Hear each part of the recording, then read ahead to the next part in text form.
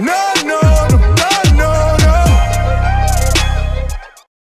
Yo, I cannot even lie. That shit was raw as hell. Boruto chapter 26 just dropped. Things have been heat. We've seen some shit get escalated. We seen some shit about Kawaki's past. We seen him and Jigen have this interaction with this other guy, which looks like a scientist is creating other fucking babies and shit like that. I'm not necessarily sure what's going on in terms of like their scientific study, but we also have the Kages pulling up. And I also want to note that everything is starting to look a lot better in terms of the art. Stay savage, stay savage. My name is Shinobi. What's poppin'? Today we are back. We're gonna be talking about Boruto episode 26. Well, manga chapter 26. I say episode, but like I am super hyped. Like honestly, I didn't think this chapter would do it like the way it did. But this has been the introduction of Kawaki meeting the boy Naruto Uzumaki. Not to mention him officially introducing himself to the boy Boruto. Something we didn't naturally see him do. You know, he was kind of more of just calling everybody assholes and bastards. But this time we actually got an official introduction. Now, mind you, a lot of different things led up to this point, and I think they were all executed perfectly. I will honestly say I give this art style an amazing 10 out of 10 because they're getting better, like they're progressing. Because if you guys remember how the original Boruto manga art looked, it was like, yo, what's going on? You know, this looks like some other shit, like it looked like some doodle bob shit. Like now it's looking 10 times better. I must say the manga art has definitely improved. Like this, they made Naruto look so badass. I'm talking about Naruto pulled up on Kawaki like, look, you can leave, you can go wherever you want to go, but I'm going to stay here. I have the best interest of the village. Like Naruto was on some serious hype shit. I was like, there is no way this is the original. Like I've never seen Naruto so serious. Like this shit was vicious. Like obviously I seen him serious when he's fighting against other enemies, but the way he went to like that mode to Kawaki like real quick, he was like, look, you gonna listen, and you gonna listen to what I say. Now, obviously, we have him discussing with the Kages, you know, is it appropriate if he actually takes him in? You know, he actually talked to Shikamaru about it. Shikamaru didn't really necessarily agree with it. And I kind of agree with Shikamaru to a certain extent, but I also sympathize with Naruto as well as Gaara due to the fact that they're both of them being Jinchurikis. As you guys saw, we saw both Naruto and Gaara get treated really bad due to the fact that they were Jinchuriki, as well as Killer B kind of got like restricted to his like life. You know, he had basically this big ass burden on him. You know, they were like putting this big ass like pressure on him, essentially letting him know, look, you are a Jinchuriki, your duty is to the village. And that's what they were telling Killer B. And then we also had people like Naruto and Gaara who were basically shunned and looked down upon and treated like monsters due to the fact that they technically had monsters inside of them.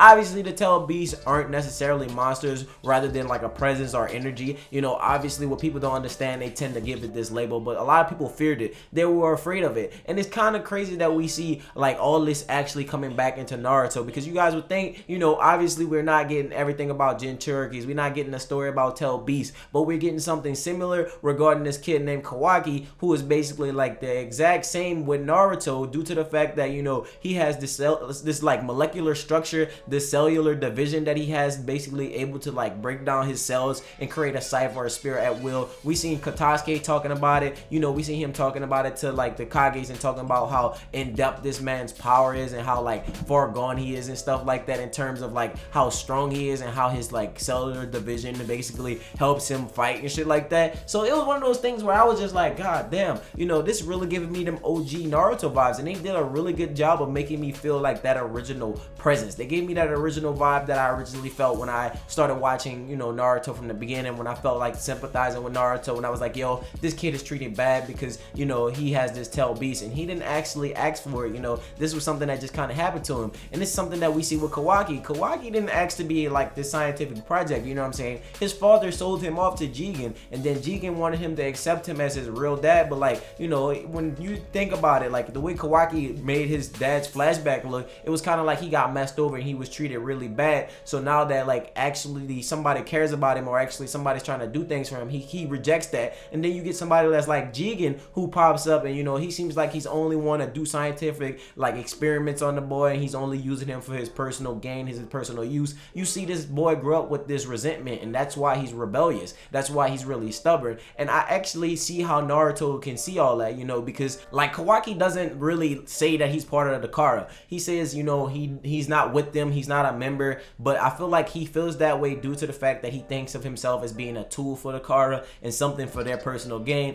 And that's obviously what we're going to get out this series, and I think that's probably where a lot of Kawaki's hatred is going to come from, because because he felt like everybody just used him for his personal gain, and that's something we see him even emphasize on Naruto. Now, there was a bunch of times when Naruto, you know, was sympathizing with the other Kages. They gave him the approval. They told him go ahead as long as he stayed with him and protected him and stuff like that. You know, Shikamaru wasn't really fond of the idea of like the Hokage babysitting his kid, but obviously with Naruto being the strongest person in the village, this would be the better hands to have him in and stuff like that. Now, I do see a better pathway for it. It's like, you know, if you brung this man to like this restricted island, kind of something like we saw with Naruto during the war, you know, have him in this restricted space, maybe under the care of Orochimaru, somebody who can study him a little better and basically find out what the true purpose of him is. You know, if we had somebody like that basically, you know, adding on to this, I could feel like I would be more comfortable with that. But like with him just being with Naruto, you know, obviously Naruto has his duties as the Hokage, and mind you, he can't go full strength inside of the village, because if he did do a Tail Beast bomb or like a Biju bomb, or you know, if he was to do one of the Rasengan, you know, Tail Beast bombs or some shit like that, he can destroy the whole village. So he can't necessarily fight at full power. You know, he can't fight at his maximum percentage because he don't want to harm somebody, and that's something we seen during the Otsutsuki invasion. Now I'm looking at this man Kawaki and how he just walks up into the motherfucking Uzumaki household, and I can honestly say this man is officially going to be Kawaki Uzumaki, because at this point it's almost as if he's adopted into Naruto's family. Naruto gives him the okay that he's gonna be here and he's gonna be safe. Now, like, you know, seeing Naruto actually like walk home with him, and you know, you seeing him actually look at Naruto and stuff like that, try to dip off, and Naruto was just like chilling on the wall, like, you know, yo, like, what's up? Like, I was like, look at this nigga Naruto, suave as fuck. He thought he finessed the god, but you can't finesse Naruto. Naruto is that dude. Naruto is literally letting you know, hey, I'm strong as fuck, I'm powerful as fuck, I'm fast as fuck, what you gonna do? And then Kawaki's over here thinking in his little brain, yo, I took a straightaway pat, like, how did this man keep up? Like, what's going on? And I'm thinking to myself, like, yo, we getting that OG Naruto. Not to mention, bruh, I said this in the beginning of the video, I said this twice already, I'm gonna say it 3 times. They made Naruto look so badass, man. They made him look so cool. Like, Naruto, this is the clutchest I've ever seen Naruto in the Boruto manga. Obviously, they did step things up a little bit around the Momoshiki arc when we got Momoshiki's final form, but like, it was one of those things where we saw Naruto really just on some Rico Suave type shit. My nigga Naruto looked so serious, and then like, we got the Kawaki entering the household.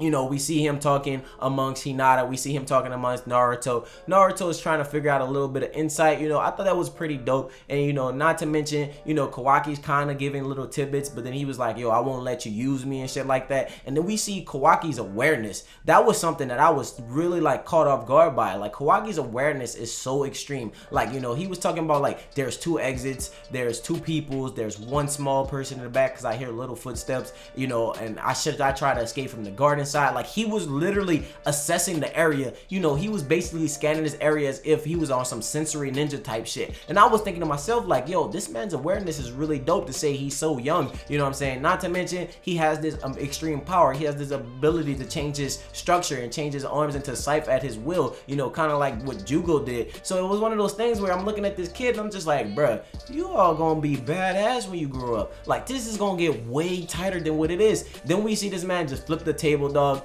Naruto was not having that shit, dog. Naruto called him a bastard and everything. Naruto was like, you being an unreasonable bastard. Naruto was glowing in his Kurama Link mode, like when he was in his Sage mode, dog. I was looking at Naruto like, boy, Naruto about to rock your shit if you don't sit your ass. I was like, bro, this man was being so disrespectful in Naruto house, dog. This man was saying asshole. I'm pretty sure Hinata little heart couldn't take that. Hinata probably was like, man, what the fuck you didn't bring home, Naruto? Man, what the fuck is this baby child? Like, you don't understand. Hinata probably was going through it mentally, but she understands that it's for like the greater good of the village and stuff like that. You know, we see Naruto get on this serious power kick, and then this man even mentions, damn, this man power, his chakra is enormous. This man might even be stronger than Jigen. And I'm thinking to myself like, damn, so if Jigen's somebody that's on par with Naruto, like if this man Kawaki can sense his ability, because obviously we see him assessing his abilities in terms of sensory. We know he has high combat level ability and shit like that. So like to see him actually like talk about